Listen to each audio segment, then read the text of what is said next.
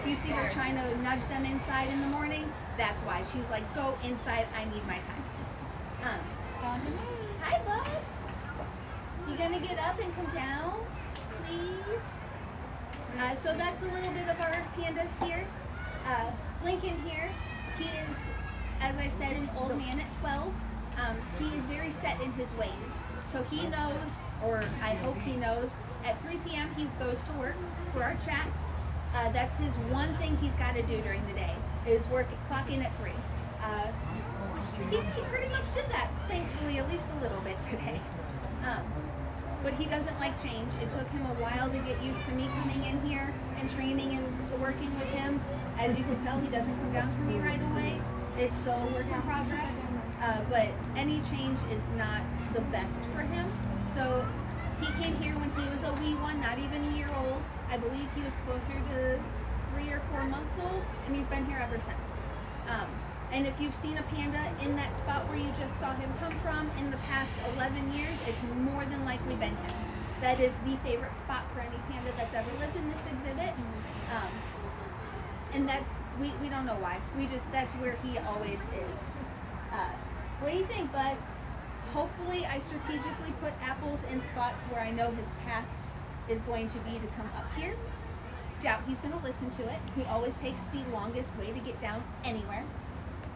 But we'll see. Maybe today's finally the day. Hopefully at least he comes a little bit closer so I can get into adaptations and things. I do like to have him at least closer to you guys to see some stuff. So these guys, red pandas, are the only real panda. They are the true panda. Giant pandas are not pandas. The word panda means bamboo eater. That is the only reason. These guys were discovered 50 years before the giant panda. So these are literally the only panda. So their home range is in China. It's in the Himalayas. That's their main area. And they are arboreal. As you can see, they all like living up in the trees. They will come down to the ground, move tree to tree, go to the bathroom, all the things, but they are in the trees.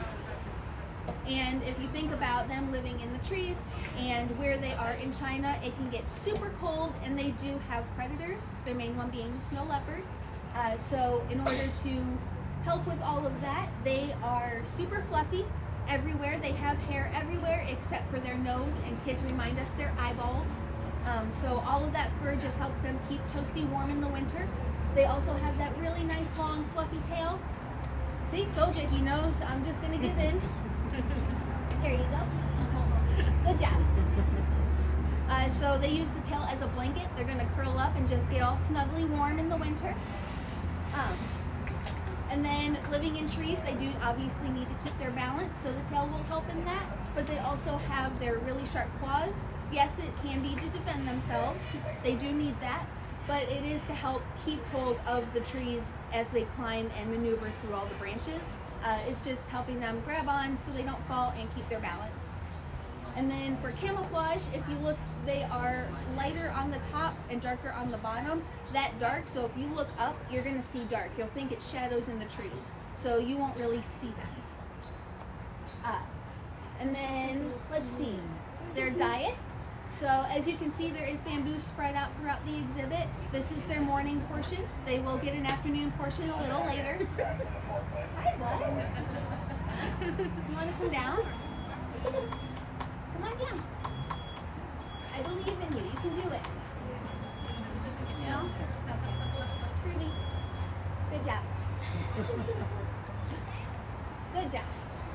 So with bamboo, if you're living in the trees, bamboo is not always going to be super sturdy. The branches are very flimsy, so in order for them to grab onto that, as you can see him holding it, it looks like they have a thumb. They don't have a thumb. It's called a pseudo thumb. So the bones in their wrist and the formation of their wrist give them the ability to grab onto things even though they don't have an actual thumb to use to grab onto stuff.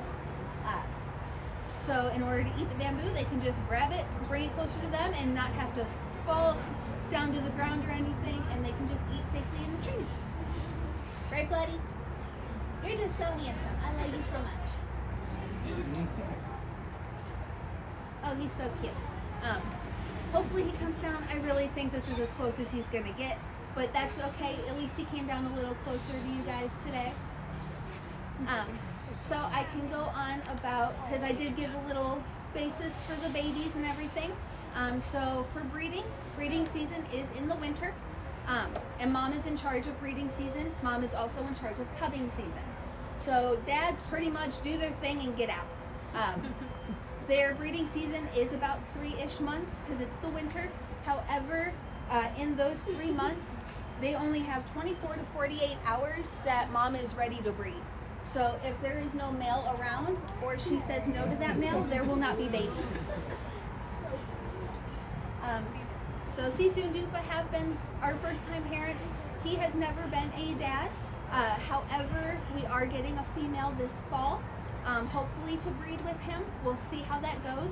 We'll try out the roommate situation first, since he doesn't like having roommates. But we'll see. She's a younger lady, so hopefully that'll help out in this scenario. I think it would be really cute to have little Lincoln, since he is pretty famous here at the zoo. Everyone knows him, since he has been here for 11 plus years. And then Sisu and Dufa are also set to breed again this winter. Hopefully they're successful again. So cross your fingers that we actually have 2 groups of babies next year. It will be crazy chaos over here, but it'll be super fun and rewarding. That'll add to our statistics. I love bragging about the team here in Zoo Knoxville and the work we do with red pandas. I'm very fortunate to be part of this team. So red pandas, along with many other species that we house here at the zoo, are part of species survival plans. So it's conservation through AZA. It's just to make sure we have a healthy population in our AZA facilities, so we have animals on exhibit to teach you guys about them, make you fall in love with them, and then go and do some research and see how you guys can help all the way here in Knoxville, Tennessee, to help conserve their species in the wild. But here at Zoo Knoxville, we have had over 110 births here since 1978. We are the leading breeding facility in the entire world. So it's a huge accomplishment for us. These guys made it, I believe, closer to 115. I don't remember the exact number right now. So it's pretty exciting to be on the team and be part of conservation efforts here.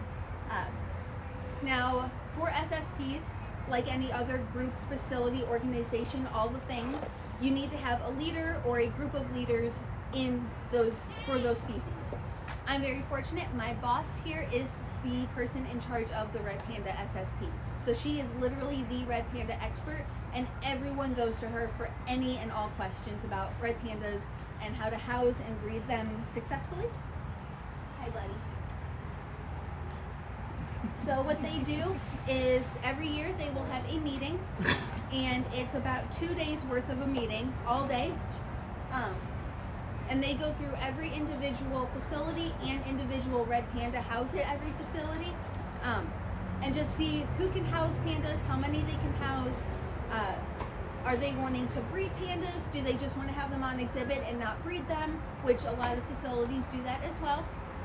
We're just fortunate enough to have the space and resources and able to house them, have them on exhibit, and breed them at the same time. Not every facility wants to do that, because there always is that chance to hand raise in case mom can't be mom for whatever reason, and that takes a lot of work. So anytime you see mom raising babies, that is a very good thing. But I got to sit in on some of the meeting this year, and my mind was literally blown. I don't know how they do it with any species, because there are so many red pandas in AZA facilities, and we have to make sure genetics are really good for genetic diversity in our population, and that everyone is housed safely and properly, and making sure their well-being is at the utmost importance in all of this. So it's a big task, but very rewarding and successful. Right, buddy? He's like, I don't care, just give me the apple. I don't want to work for it today. For everyone else who's been here longer than me, he always comes up here. So unfortunately, you had me giving the chat, and he is not up here today. But we will work on that. I got a few more pieces, bud. Yeah. He is also very slobbering, so you might see some drool. Willow's actually the biggest drooler of all of them when she eats. He's the second, I think. But yeah, so there's a lot of information I gave you guys, but they're just such a weird, quirky, cool species that it's hard to try to put everything into a quick chat for you guys. But if there are any questions or anything, I can do my best to answer them with the 5 months of experience I have. But yeah. Just wondering why it's not enclosed. So these guys, yes, they can Spider-Man anywhere on the net, but that side has scary people that they don't know, and they don't have food. So in the past, when they did have babies in here, and the very small chance that he wasn't in here, babies have climbed on the side and gone over there and had their nighttime excursion on that side. We do lock the doors at night, but they were discovered on the bench sleeping the next morning. But that's because time change. They didn't realize that keepers can come in an hour earlier in certain parts of the year. So when that happened, that's how they figured it out. That's why we have plexiglass now to help them not do that. Yeah. But this guy, he's scared of life, so he's not going to.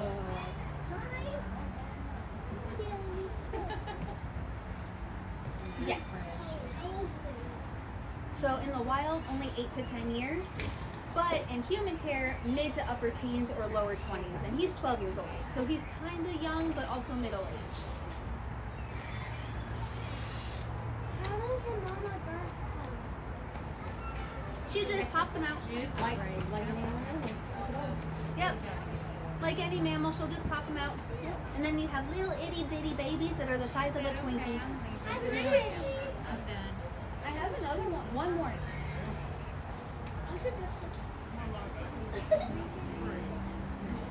I think there's another one somewhere up there he hasn't found yet. I think you guys were next, and then you. Yeah. Oh. Oh. Say sorry. There you go. Hold tight, bud.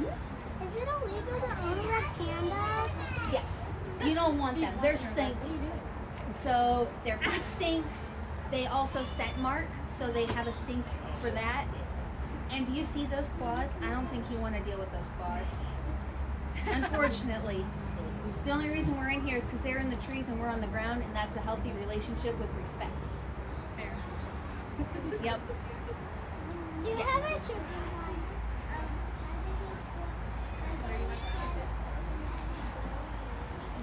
So you see the net up there? He can go on the side or in the back and just start climbing up, and he can go upside down. Not for very long, but he can go upside down. Like Charlie. Yeah. Like